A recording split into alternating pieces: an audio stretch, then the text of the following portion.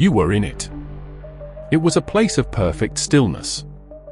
A quiet, featureless, velvet dark. There was no time there. No thought. No you, as you understand you to be. You felt no fear. No pain. No anxiety.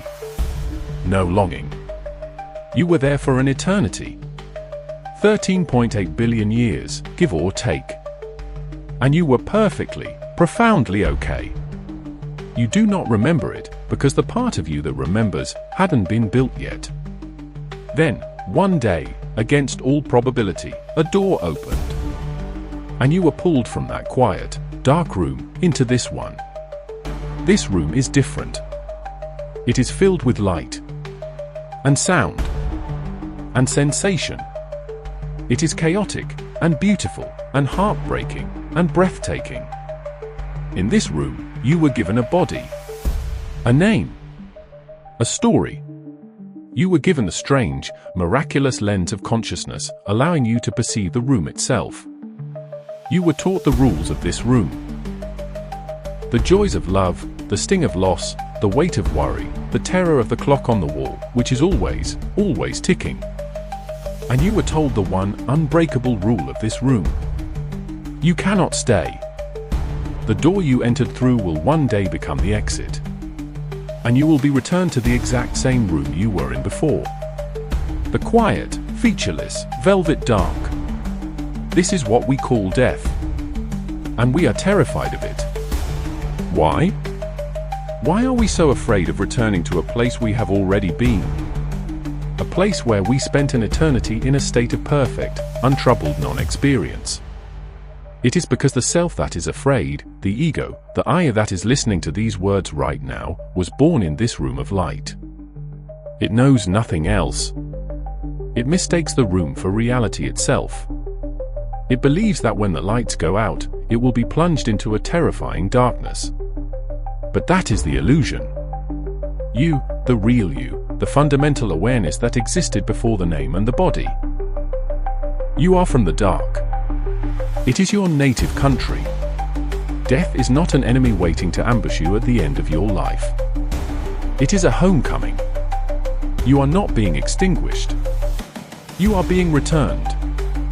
Think of it this way. The fear of death is like a fish, born in a single, self-contained drop of water, being terrified of the ocean it came from and will return to. It is the wave, in its brief, beautiful moment of form, being terrified of rejoining the sea. This fear is natural, from the perspective of the wave. But from the perspective of the ocean, it is absurd. You are not the wave. You are the ocean, experiencing itself for a moment as a wave. The anxiety you feel about your life, your choices, your mortality, it is the anxiety of the vessel. It is the captain of a small ship, forgetting he is made of the same water on which he sails. This vessel, your conscious self, was built to do one thing above all else: stay afloat. It will do anything to avoid its own dissolution.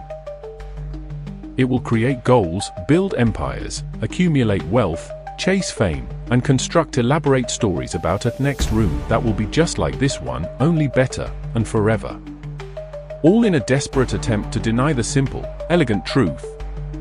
The room before, and the room after, are the same. And you have already been there. And it was fine. So what does this mean for you, right now, in this lighted room? It means you have been given the ultimate freedom. The freedom from consequence. The fear of death is the root of all other fears. The fear of failure, of judgment, of loss. When you truly understand that you are just returning to a state you have already mastered, those lesser fears lose their power. Robert Greene wrote, "By becoming deeply aware of our mortality, we intensify our experience of every aspect of life."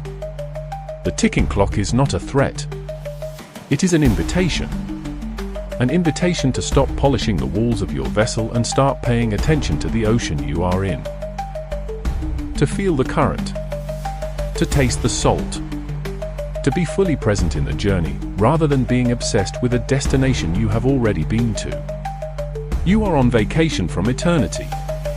Don't spend it worrying about the flight home. The tragedy is not that this life ends. The tragedy is to have been so afraid of the ending that you never truly began. The real fear should not be of death itself. It should be the fear of looking back on your time in this room of light and realizing you spent the whole time staring at the door.